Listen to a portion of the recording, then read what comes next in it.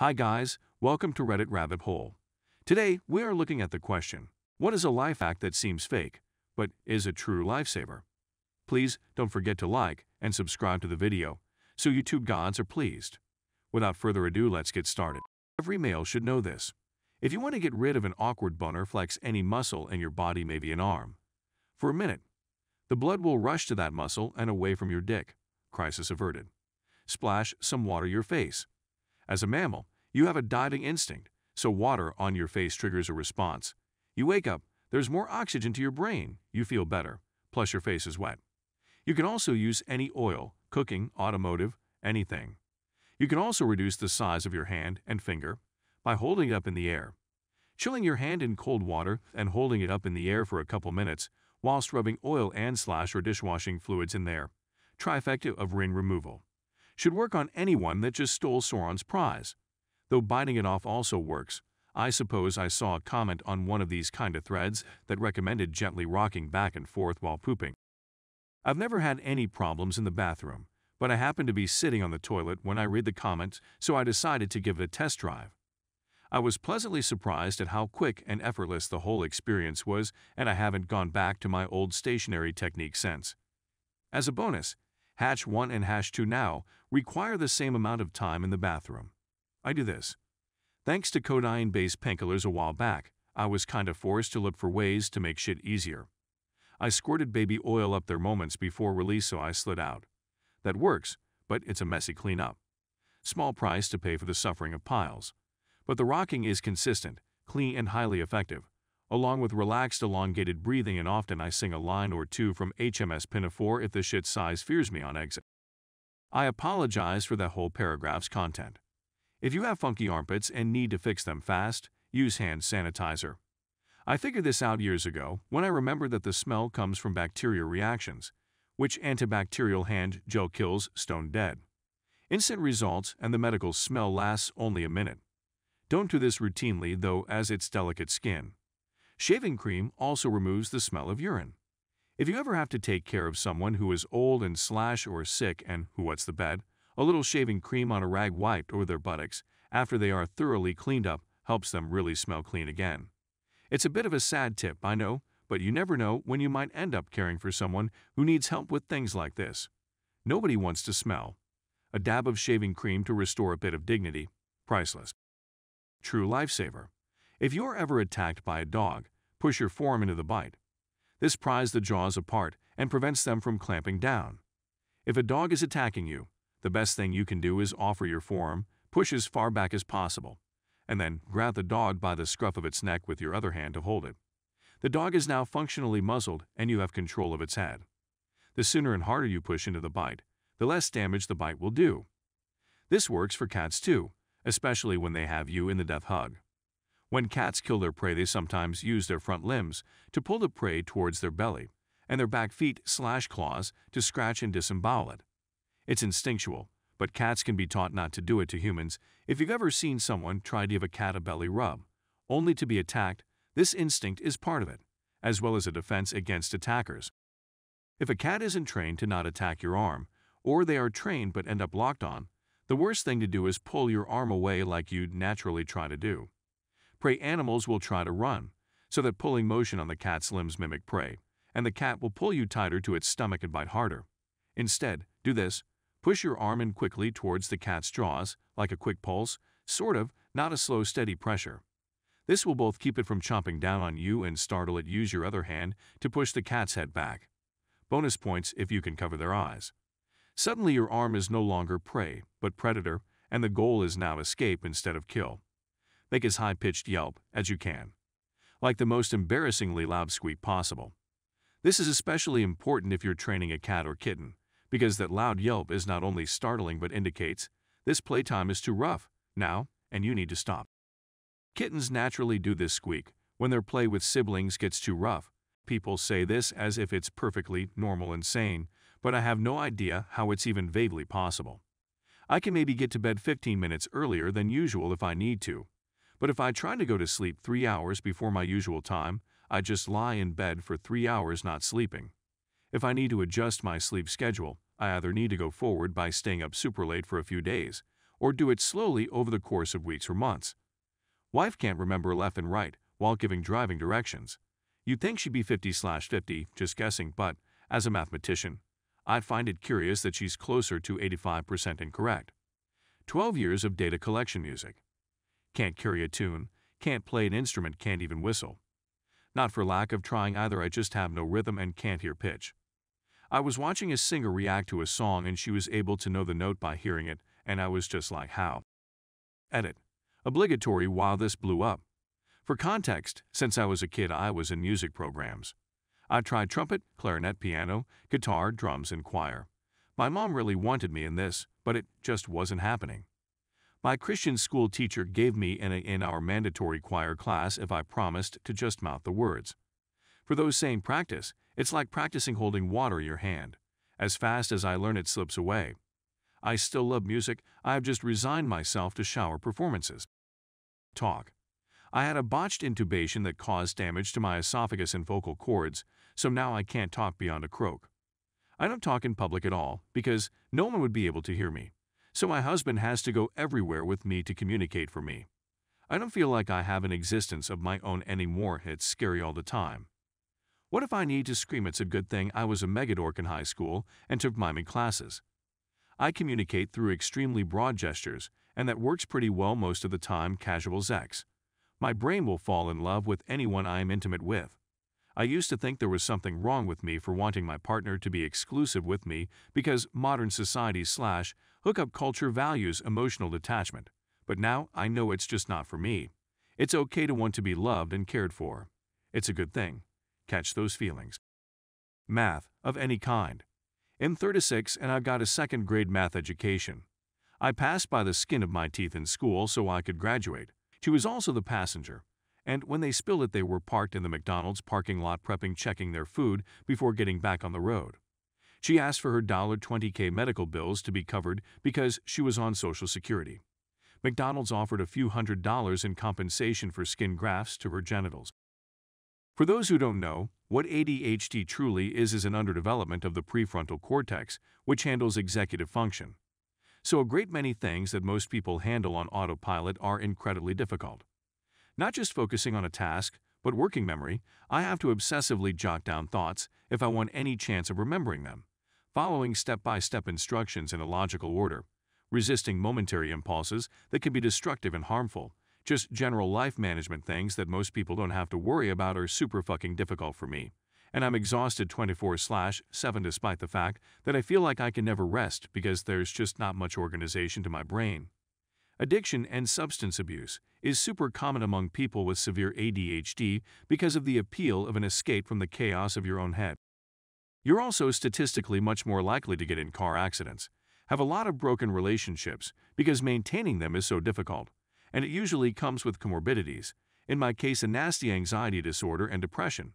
It's a spectrum, so some people might get diagnosed but not have it affect their lives too much, whereas other people are completely dysfunctional. I'm on the severe side, but can remain functional as long as I'm medicated and working my fucking ass off to keep my brain in order. It's exhausting, so sometimes I don't have it in me to try to fall into dysfunction, and only turn things around when I absolutely have to because my life is becoming a mess and I'm miserable because of it. So the whole OMG, I'm so ADHD isn't all that amusing to me. Yeah, I had totally misunderstood ADHD until last year when a friend was diagnosed and my therapist told me I should look into it about myself. I knew it was more than just the quirky wacky squirrel thing, but I didn't realize that problems with executive function and motivation and rejection sensitivity and working memory were also big things for it. Fast forward to now, and I have a diagnosis from a psychiatrist and I'm responding well to medication. What's out on what surface, etc. It's just almost like I was looking at it for real when I think about it. While if I need to say Brad Pitt, I'll say something like the guy that was in the movie with the agents that were married and working against each other, and he had a cameo in the sitcom with all the friends in on Friends, instead. Or when memorizing a play or poem for school, speech for a wedding, I'll cram and think of nothing else hours or days, right up to the point of presentation. Do it, and the memory just wipes. Gone. But I can do work presentations and speeches fine, if I do it with short topic notes, and I learn to know the material well enough to fill in the details on the fly. Can't do rote to save my life, but off the cuff is easy.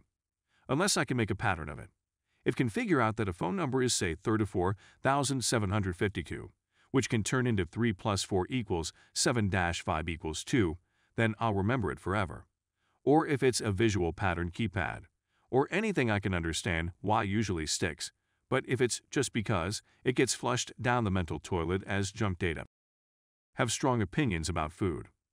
People will say, oh, this restaurant is amazing, or this city has great food.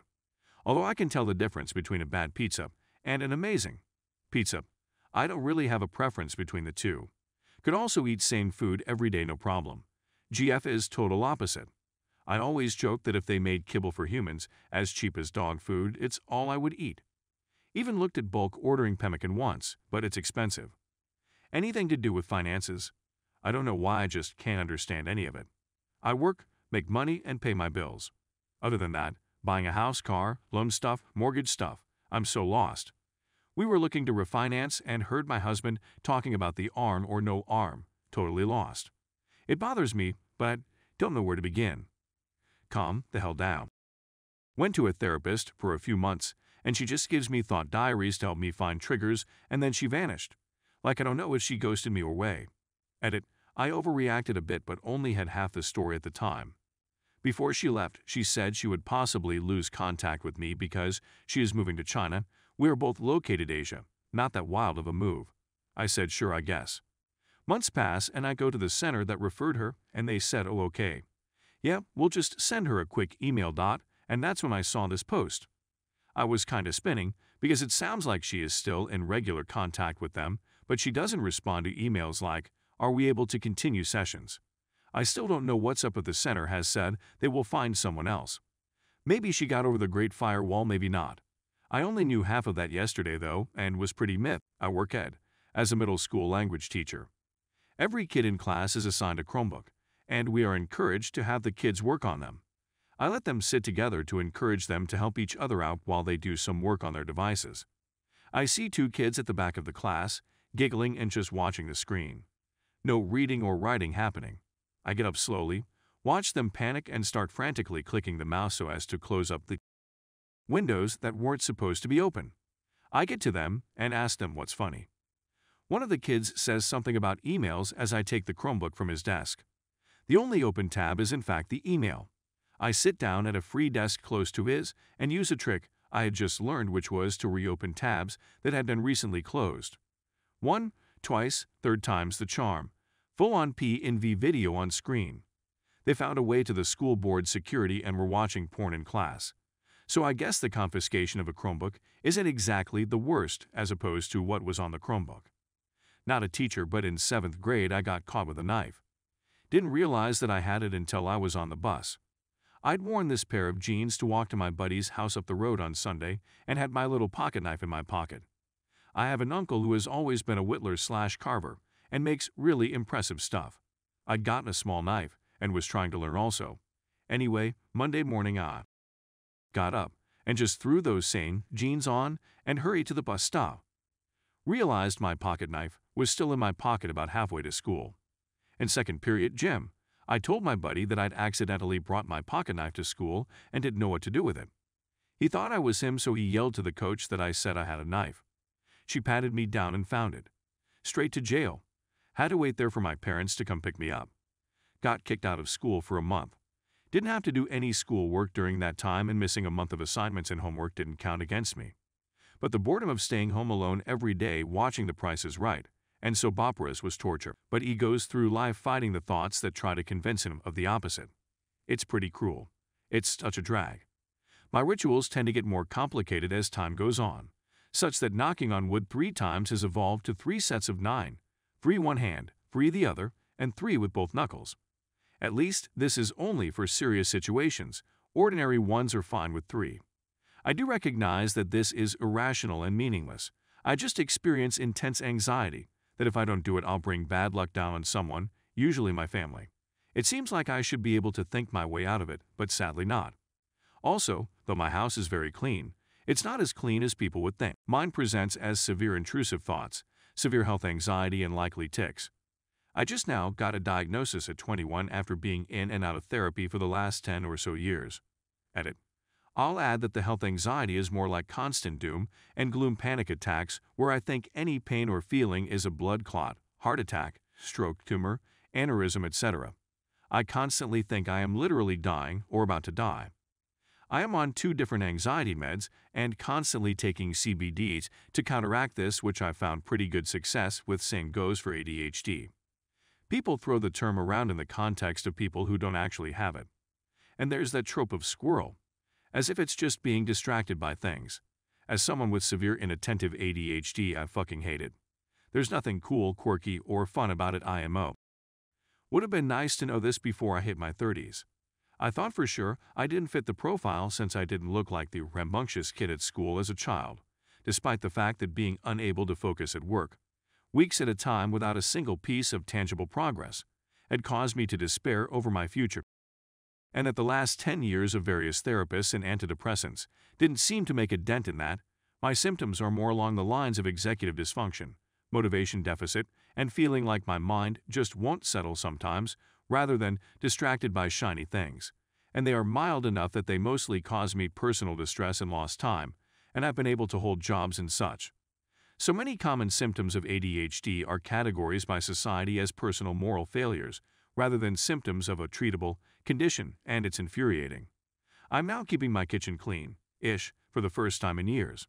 Turns out I wasn't just a fundamentally lazy kid who never learned discipline because his life was too easy. I was untreated.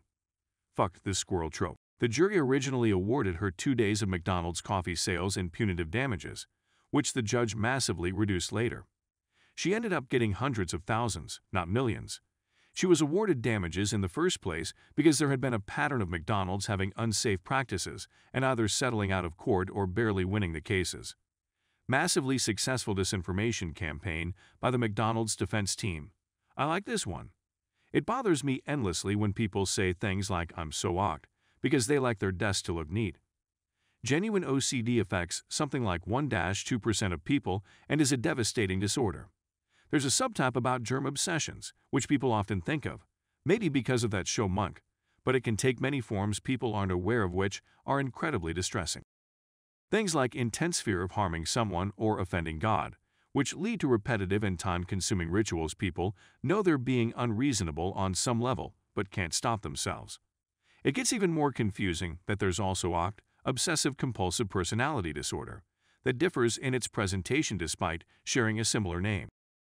If I have encountered more than one person with OCD, then they had it well under control. The only person I've ever met who I could comfortably say had OCD was a customer who came into the shop I work in a few months ago. He came in late in the evening midweek when there was hardly anyone around. That might not be relevant, but if I was contending with such a disorder, that's when I'd shop too. It makes sense. Every movement he made seemed so careful and thought out and precise. He folded and refolded an empty shopping bag 3 times while I rang up his items on the register. This and other little quirks, which might generally amount to much, all came together to really give the impression of someone who was struggling with something and working very hard to be careful to keep that something under control. As an aside, he was also very mannerly, but that is probably just him as a person, rather than relating to his possible OCD. I have crippling OCD, and you couldn't tell. Not all OCD is visible to others. A lot of the time it takes place solely in the mind in the form of arguing with yourself about your own morality. People with OCD can convince themselves they are murderous, pedophilic, abusive despite not being any of these things. They don't talk about it and live in a constant suicidal state without anyone knowing. Yes, absolutely. The tragic irony is that people with OCD are sometimes even more moral than the average person because they're so distressed at the idea of harboring such harmful thoughts or intent, whereas people without the disorder might be able to brush these thoughts off without taking them seriously. I've known quite a few people with very rigid morals and boundaries who won't cut themselves any slack for making human errors. Yes, my partner has OCD. He's the most morally upstanding person I've ever met in my life, not to mention the best partner I could dream of. Thank you everyone for watching. Please like and subscribe to make YouTube gods happy. See you guys in another video.